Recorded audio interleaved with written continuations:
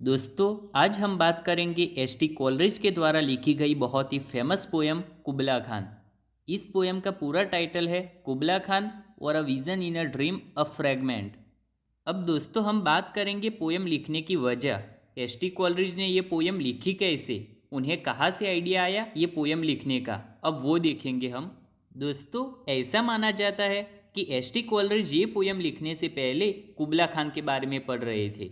अब ये कुबला खान कौन है, मैं आपको वीडियो में आगे बताऊंगा। तो एस.टी. कोलरिज कुबला खान के बारे में पढ़ रहे थे, फिर उनको ऐसा महसूस हुआ कि वो अनहेल्दी है। इस वजह से एस.टी. कोलरिज अफीम लेकर सो गए। दोस्तों, मैं आपको एक रोचक बात बताता हूँ। एस.टी. कोलरिज उनके ज़्यादातर वर्क्स अफीम लेकर ही लिखते थे।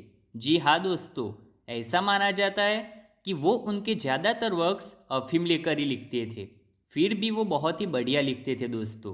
ये कुबला खान भी उन्होंने अफीम लेकर ही लिखी हुई है। अब एस.टी. कोलरिज उनकी हेल्थ ठीक न होने की वजह से अफीम लेकर सो गए। अब उन्होंने सपने में इस पोयम का ड्रीम देखा। कुबला खान के पैलेस ज़ेनाडू को देखा। फिर जब एस.टी. कोलरिज जाग गए, तब उन्होंने सपने में जो देखा वो कागज़ पर लिखने लगे, क्योंकि नींद में देखा हुआ कोई भी सीन ज़्यादा देर तक याद नहीं रहता। अब एस.टी. कोलरिज उन्होंने जो ड्रीम देखा था वो लिखने बैठ गए। 200 से 300 लाइंस लिखने का टारगेट किया था एस.टी. कोलरिज ने, लेकिन वो इतना सारा नहीं लिख पाए। सिर्फ 54 लाइन्स ही लिख पाए, आधी पोयम ही लिख सके वो। क्योंकि जब वो लिखने बैठे तब उनको किसी ने आकर डिस्टर्ब कर दिया।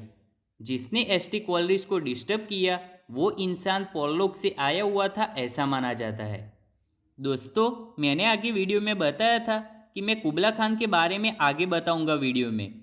तो अब हम कुबला खान के बारे में देखेंगे। दोस्तों, कुबला खान मंगोलों के बादशाह चंगेज़ खान का ग्रैंडसन था।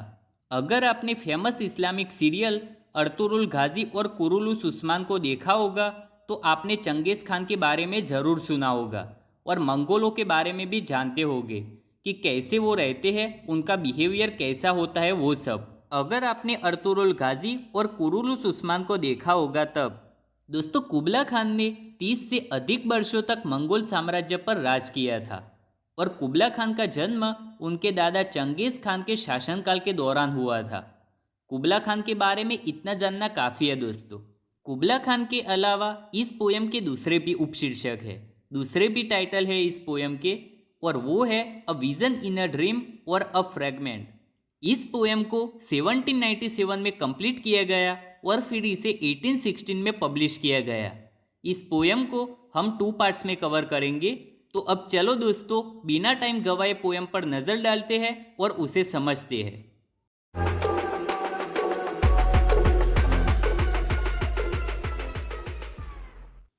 इन ज़ेनाडू डिड कुबला खान।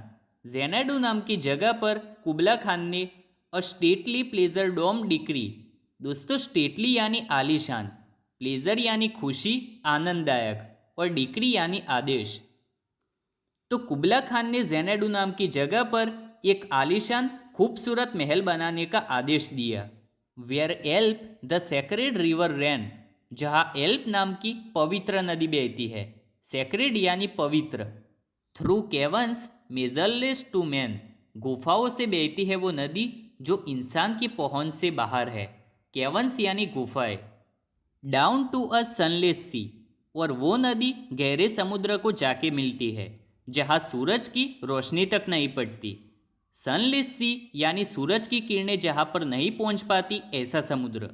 तो इन लास्ट 3 लाइंस का मतलब है कि महल के बाजू में एल्प नाम की एक पवित्र नदी गुफाओं से होती हुई सनलेस सी को मिलती है, यानी सूरज की रोशनी तक नहीं पड़ती ऐसे समुद्र को जाके मिलती है ये एल्प नदी। सो ट्वाइस 5 माइल्स ऑफ, वहाँ पर 10 माइल की फर्टाइल ग्राउंड, उपजाऊ ज़मीन है, उपजाऊ मैदान है। फर्टाइल यानी उपजाऊ। दोस्तों, यहाँ पर 5 माइल्स ही लिखा है, लेकिन उसके पहले ट्वाइस लिखा है, जिसका मतलब होता है डबल। तो 5 और 5 10 होते हैं, तो ज़मीन 10 माइल की है। With walls and towers were girdle round, वो ज़मीन दीवालों और टावर्स से गोल राउंड में घिरी हुई है। गर्डल्ड यानी गोल और गर्डल्ड राउंड यानी गोल आकार में। And there were gardens bright with sinuous rills, और वहाँ पर चमकदार गार्डन्स है, चक्करदार नाले के साथ। सिन्यूअस यानी चक्करदार और रील्स यानी नाले। वेयर ब्लॉसम्ड जहाँ खिल रहे हैं, many an incense bearing tree काफ़ी खुशबूदार पेड़। ये फर्स्ट 4 लाइन्स का मतलब है कि वो उपजाऊ ज़मीन दीवालों और टावर्स से गोल राउंड में 10 माइल्स तक फैली हुई है। उस उपजाऊ ज़मीन पर चमकदार गार्डन्स और चक्करदार नाले हैं। उसके साथ साथ काफ़ी खुशबूदार पेड़ भी उस उपजाऊ ज़मीन पर खिले हुए हैं। एंड हियर वर फॉरेस्ट्स, और यहाँ पर फॉरेस्ट भी है। एंशियंट एज हिल्स, पहाड़ों की तरह पुराने। इस लाइन का मतलब है कि यहाँ पर पहाड़ों की तरह पुराने जंगल है। एंशियंट यानी प्राचीन, पुराने। Unfolding Sunny spots of greenery, ये ज़मीन हरियाली से लिपटी हुई है और उस पर धूप पड़ रही है। अनफोल्डिंग यानी लिपटी हुई, सनी यानी धूप और ग्रीनरी यानी हरियाली। आई होप यहाँ तक क्लियर हो गया होगा। अब आगे देखते हैं। बट ओह, पोइट यहाँ पर दूसरा सीन ला देते हैं, सीन चेंज कर देते हैं पोइट। बट ओ, पोइट कहते हैं लेकिन अरे, that deep romantic chasm which slanted, वो गहरी रोमांटिक खाई तिरछी है। पोइट वापस नदी की तरफ आ गए हैं। वो कहते हैं कि खाई तिरछी हो गई है, नदी के पानी की वजह से तिरछी हुई है ये खाई। दोस्तों, केजम यानी खाई और स्लेंटेड यानी तिरछी। Down the green hill athwart a cedarn cover, उस पहाड़ी के आर पार देवदार के पेड़ लगे हुए हैं। एथवर्ड यानी आर पार और सीडन यानी देवदार। अब सीडन यानी कि देवदार के पेड़ कैसे होते हैं वो आप गूगल पर से देख सकते हो। A savage place as holy and enchanted, ये जंगल की जगह पवित्र है और ऐसा लगता है कि उसने मुझ पर जादू कर दिया है। एज एवर, हमेशा की तरह। Beneath a waning moon was haunted, ढलते चांद के नीचे। वेनिंग मून यानी ढलता चांद। By woman wailing for her demon lover, कोई औरत उसके बेवफा आशिक के लिए रो रही है। इस लास्ट 2 लाइन्स का मतलब होता है कि हमेशा की तरह कोई औरत ढलते हुए चांद के नीचे उसके बेवफा आशिक के लिए रो रही है। दोस्तों, डीमन का मतलब होता है राक्षस, पर यहाँ पर डीमन लवर का मतलब है बेवफा आशिक। एंड फ्रॉम दिस केजम, और उस खाई से, केजम यानी खाई, तो उस खाई से विथ सीयसलेस टर्मोइल सीथिंग, लगातार आवाज करता हुआ पानी बाहर आ रहा है। सीयसलेस यानी लगातार, टर्मोइल सीथिंग यानी पानी बहने की वजह से जो आवाज आता है उसे कहते हैं टर्मोइल सीथिंग, पानी का आवाज। As if this earth in fast thick pants were breathing, ऐसा लग रहा है कि जैसे ये पृथ्वी तेज और बड़े बड़े सांस ले रही हो और हाँप रही हो। अ mighty fountain momentarily was forced, पानी का एक शक्तिशाली फव्वारा क्षण भर के लिए पूरे फोर्स के साथ वहाँ से निकलता है। खाई की बात कर रहे हैं पोइट। 2 पहाड़ों के बीच में जो गैप होती है, जो दरार होती है, उस खाई की बात कर रहे हैं poet.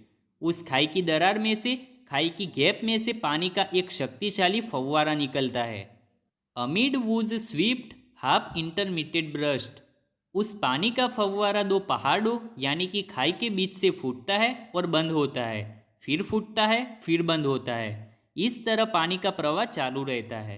Huge fragments vaulted like rebounding hello, उसके बड़े बड़े टुकड़े यानी कि पानी के बड़े बड़े टुकड़े गोल गोल बर्फ के ओले की तरह है। वोल्टेड यानी गोल गोल और हेल यानी ओले। और चेफी ग्रेन बीनीथ द ट्रेशर्स फ्लेल, अनाज को पीटने की वजह से जैसे वो उछलता है उसकी तरह ये पानी भी उछल उछल के नीचे गिर रहा है। पानी की सुंदरता को डिस्क्राइब कर रहे हैं पोइट कि कैसे वो उछल उछल के नीचे गिर रहा है। तो दोस्तों, आज की वीडियो यहाँ पर ख़त्म करते हैं। आगे की पोयम नेक्स्ट पार्ट में देखेंगे। आशा करता हूँ यहाँ तक पोयम समझ आ गई होगी। मिलते हैं जल्दी पार्ट 2 के साथ। शुक्रिया। अगर आपको लिटरेचर के रिलेटेड किसी भी टॉपिक पर वीडियो चाहिए तो आप मुझे इंस्टाग्राम पर मैसेज करें। इंस्टा आईडी है AIMS_पाठशाला। आपको नॉवेल, पोयम या फिर इंग्लिश लिटरेचर के रिलेटेड किसी भी टॉपिक पर वीडियो चाहिए तो मुझे नीचे दी गई इंस्टाग्राम आईडी पर मैसेज करें। और अगर आपने हमारे इस YouTube चैनल को सब्सक्राइब नहीं किया है तो जल्द से जल्द सब्सक्राइब करें ताकि जब चैनल पर नई वीडियो अपलोड हो तो आप तक उसकी नोटिफिकेशन पहुंच जाए।